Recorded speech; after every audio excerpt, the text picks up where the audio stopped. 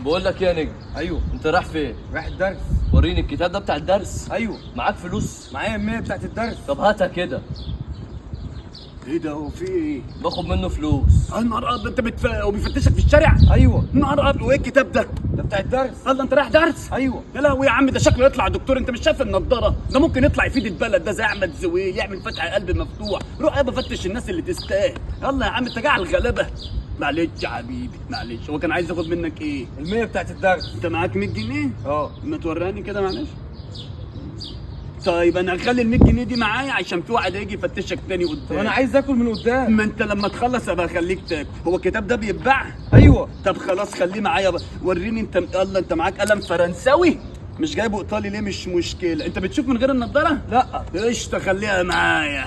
يلا روح الدرس، وعايزك تكسب بقى، قصدي عايزك تنجح. انت يلا. طلعت شرير قوي على فكره. ما انا شرير قوي. امشي يابا، الدنيا بايظه معايا. الكتاب ده يتباع بكام؟ ما يجيبش 50؟ وليه كده ملبس النضاره؟